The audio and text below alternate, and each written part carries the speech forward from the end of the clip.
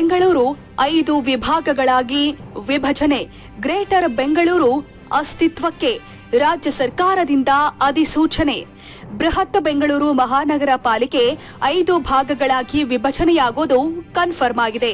ಬೆಂಗಳೂರು ಮಹಾನಗರ ಪಾಲಿಕೆ 5 ಪಾಲಿಕೆಗಳಾಗಿ ವಿಭಜನೆಯಾಗಲಿದ್ದು ಗ್ರೇಟರ್ ಬೆಂಗಳೂರು ಪ್ರಾಧಿಕಾರ ಅಸ್ತಿತ್ವಕ್ಕೆ ಬರಲಿದೆ. ಈ ಬಗ್ಗೆ ರಾಜ್ಯ ಸರ್ಕಾರ ರಾಜಪತ್ರದಲ್ಲಿ ಅಧಿಕೃತ ಅಧಿಸೂಚನೆ ಹೊರಡಿಸಿದೆ.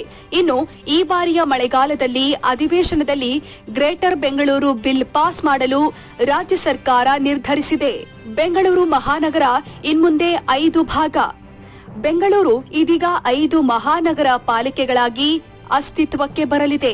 ಬೆಂಗಳೂರು ಪೂರ್ವ ನಗರ ಪಾಲಿಕೆ, ಬೆಂಗಳೂರು ಪಶ್ಚಿಮ ನಗರ ಪಾಲಿಕೆ, ಬೆಂಗಳೂರು ಉತ್ತರ ನಗರ ಪಾಲಿಕೆ, ಬೆಂಗಳೂರು ದಕ್ಷಿಣ ನಗರ ಪಾಲಿಕೆ ಹಾಗೂ ಬೆಂಗಳೂರು ಕೇಂದ್ರ ನಗರ ಪಾಲಿಕೆಗಳಾಗಿ 5 ಪಾಲಿಕೆಗಳು ಅಸ್ತಿತ್ವಕ್ಕೆ ಬರಲಿದೆ.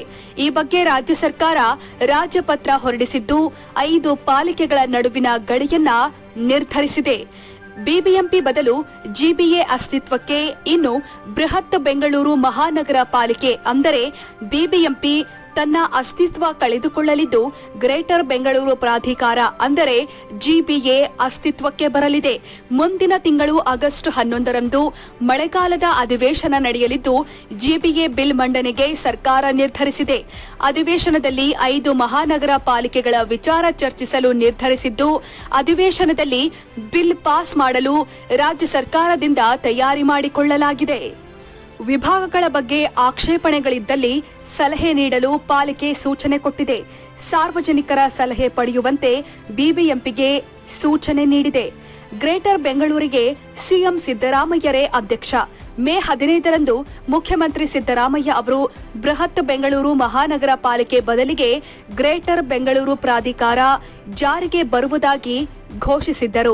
ರಾಜ್ಯಪಾಲರು ಹೊಸ ಆಡಳಿತ ಕಾಯ್ದೆಗೆ ಒಪ್ಪಿಗೆ ನೀಡಿದ ನಂತರ ಈ ಬದಲಾವಣೆ ಜಾರಿಗೆ ಬಂದಿತ್ತು. ಗ್ರೇಟರ್ ಬೆಂಗಳೂರು ಪ್ರಾಧಿಕಾರ ಜಾರಿಗೆ ಬರಲಿದ್ದು ಬಿಬಿಎಂಪಿ ಇನ್ಮುಂದೆ ಅಸ್ತಿತ್ವದಲ್ಲಿ ಇರುವುದಿಲ್ಲ. ಮಸೂದೆಯನ್ನ 2 ಸದನಗಳಲ್ಲಿ ಅಂಗೀಕರಿಸಲಾಯಿತು ಮತ್ತು ರಾಜ್ಯಪಾಲರು ಸಹಿ ಹಾಕಿದ್ರು. ಇನ್ಮುಂದೆ ಇದನ್ನ ಗ್ರೇಟರ್ ಬೆಂಗಳೂರು ಅಂತ ಕರೆಯಲಾಗುತ್ತೆ. ನಾನು ಅದರ ಅಧ್ಯಕ್ಷನಾಗಿರುತ್ತೇನೆ ಅಂತ ಸಿಎಂ ತಿಳಿಸಿದ್ದರು.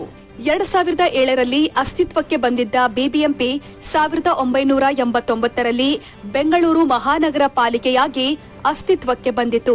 ಬಳಿಕ 2007ರಲ್ಲಿ ಬೃಹತ್ ಬೆಂಗಳೂರು ಮಹಾನಗರ ಪಾಲಿಕೆ ಅಂತ ಹೆಸರಿಸಲಾಯಿತು. ಪಾಲಿಕೆಯ ಮಿತಿಗಳು ದೊಡ್ಡದಾಗಿ ಮತ್ತು ಅಗಲವಾಗಿ ಹೆಚ್ಚಿನ ವಾರ್ಡ್ಗಳನ್ನ ಸೇರಿಸಿ ಈಗ ಗ್ರೇಟರ್ ಬೆಂಗಳೂರು ಪ್ರಾಧಿಕಾರವಾಗಿದ್ದು ಬೃಹತ್ ಬೆಂಗಳೂರು ಮಹಾನಗರ ಪಾಲಿಕೆಯು 5 ವಿಭಾಗಗಳಾಗಿವೆ. 5 ಪಾಲಿಕೆಗಳಿಗೆ ಸುಮಾರು 10 ವರ್ಷಗಳ ಬಳಿಕ ಚುನಾವಣೆ ನಡೆಯುವ ನಿರೀಕ್ಷೆಗಳು ಗರಿಗೆದರಿವೆ. ಈ ಹಿಂದೆ ಸೆಪ್ಟೆಂಬರ್ 2015ರಲ್ಲಿ ಬಿಬಿಎಂಪಿ ಚುನಾವಣೆ ನಡೆದಿತ್ತು.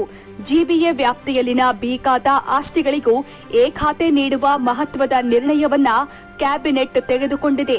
ಆಸ್ತಿಗಳಿಗೆ ಎ ಮತ್ತು ಬಿ ಖಾತಾ ನೀಡುವ ವಿಚಾರದಲ್ಲಿ ಶಿಸ್ತು ತರುವ ಉದ್ದೇಶದಿಂದ ಈ ತೀರ್ಮಾನ ಮಾಡಲಾಗಿದೆ. ಶಾಸನಾತ್ಮಕ ನಿಬಂಧನೆಗಳನ್ನು ಪಾಲಿಸುವ ಉದ್ದೇಶದಿಂದ 9 ಮಾನದಂಡಗಳನ್ನು ಆಧರಿಸಿ ಬಿ ಖಾತೆ ಆಸ್ತಿಗಳಿಗೆ ಎ ಖಾತೆ ನೀಡಲು ನಿರ್ಧರಿಸಲಾಗಿದೆ. ಈ ಸಂಬಂಧ ನಗರಾಭಿವೃದ್ಧಿ ಇಲಾಖೆ ಸದ್ಯದಲ್ಲೇ ಆದೇಶ ಹೊರಡಿಸಲಿದೆ. ವೀಕ್ಷಕರೇ, ನಮ್ಮ ಬಿಎನ್ಎನ್ ಚಾನೆಲ್ ಅನ್ನು ಸಬ್ಸ್ಕ್ರೈಬ್ ಮಾಡಿ, ಲೈಕ್ ಮಾಡಿ ಹಾಗೂ ಶೇರ್ ಮಾಡಿ.